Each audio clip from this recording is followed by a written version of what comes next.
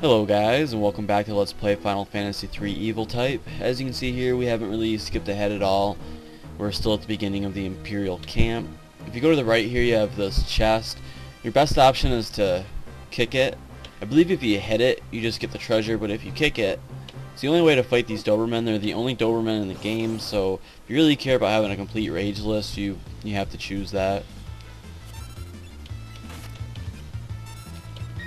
And we're going to continue our same strategies. We're going to be using Aura Bolt and Shurikens. The Imperial camp is pretty quick, but it's also fairly fun. There's some interesting battles in here.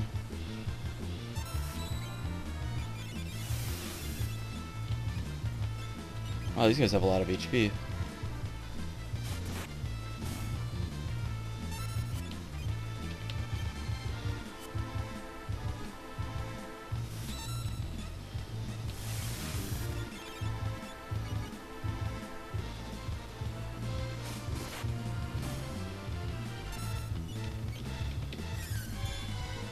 And they can berserk. I don't remember that from the original game. It's not good. It's like a, what is that, a 50% or a 100% increase in damage? One or the other. Thankfully it's hitting Shadow, so.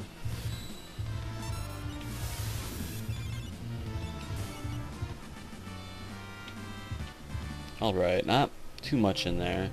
It's just a star pendant.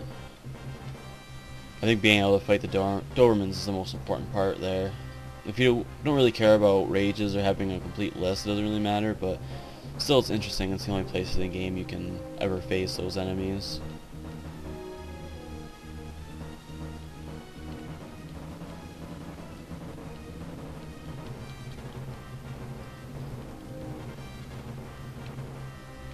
And we're gonna see Kefka again here. He's gonna poison some water or whatever.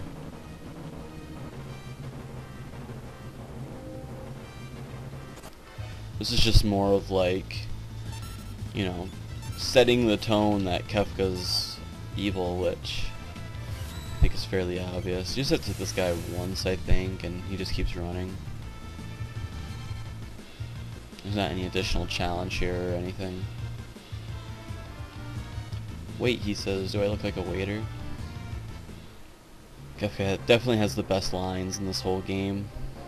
Before we go talk to him, I believe... I don't think there's anything in here, but...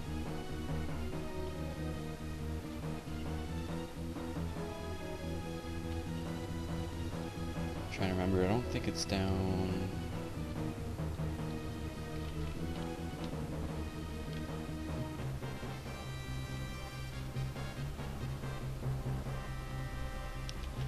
Okay, if we go behind this tent,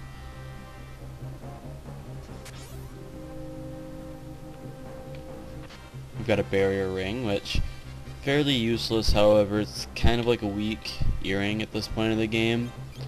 It increases your magic power by 2, so we'll go ahead and give that to Sabin. He'll be doing more damage with Aura Bolt with that, but it's not a great relic.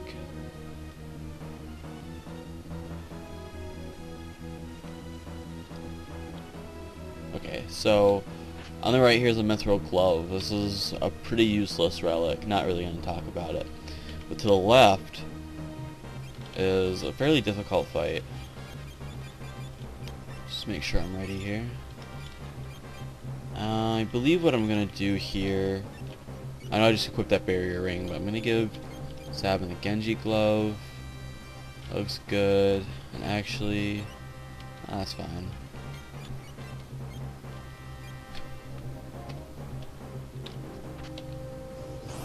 And you'll see why I did that in a moment.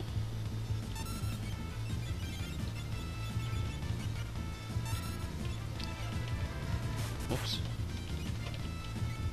Okay, so I'm pretty sure this ability alone is just to remove Shadow's ability to vanish himself.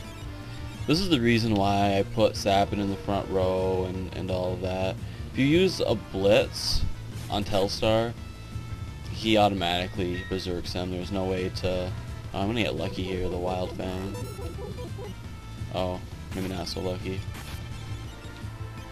So I'm still putting about the same damage, but if I hadn't done all that stuff, Sabin wouldn't be doing nearly any damage.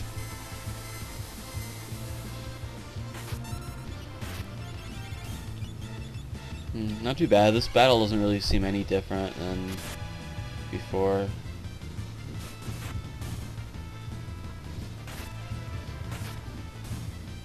Pretty easy, and for that, we not only get a green beret, which is the best helmet in the game so far and for a long time, we also allow Telstar to be encountered on the belts, which we'll be talking about very shortly, and you can keep fighting them and keep acquiring these green berets, which are a great relic to have.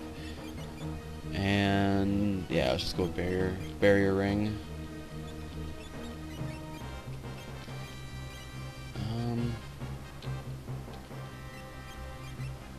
Oh, he can't even use them. Oh, it's because he automatically equipped with it. That's fine. As you can see, Sabin now has 291 HP. He had a lot less than that earlier. It's because the green beret increases your HP by 25%, and that's quite a hefty amount. And not only it increases your evade, your magic defense, and defense gets a pretty good boost. Yeah, I thought I increased your M block, not your evade, so it's kind of useless. I believe there's another helmet later on in the game that increases your MP by 25%, and that's what increases M block. I could be wrong. Maybe I think I have those two confused. There's no point to waste any shurikens on this guy. And we've seen pretty much all there is of the Imperial camp now. We're gonna go get Cyan, fight our way out of here. There really isn't a whole lot more interesting going on, so I'm going to end the video right here. In a couple seconds, I'm gonna continue on in the Phantom Forest. Okay, and now we're on the Phantom train. I went to the right here. There's a caboose in the back. If you talk to this ghost, he'll join your party, and these guys are actually a lot more powerful than I ever remember them being. I don't think I can access his equipment, but they carry some pretty good weapons if I remember correctly. If you go in here, there's a tent in the corner. It'll definitely be useful later on.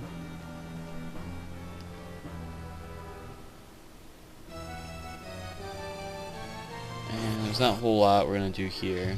Just gonna keep going to the left.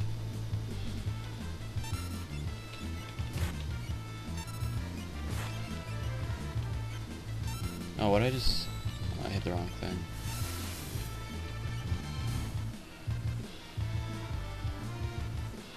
Oh well.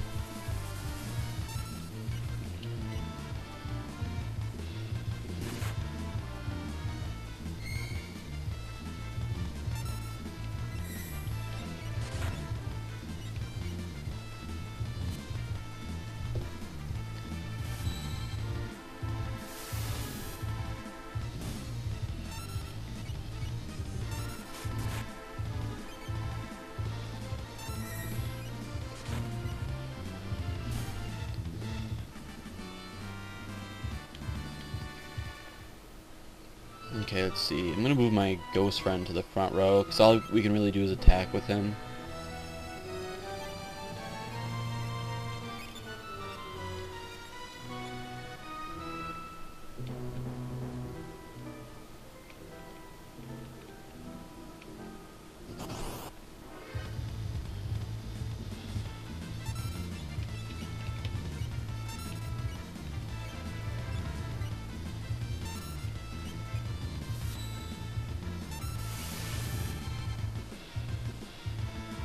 Great. I remember those being immune to pearl attacks in the original version of this game, but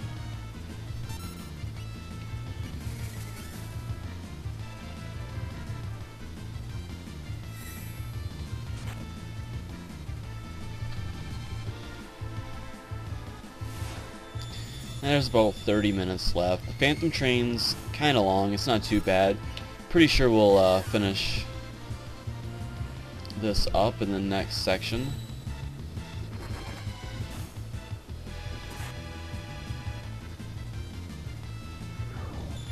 And these guys are just doing all kinds of bad things. Do I even have a...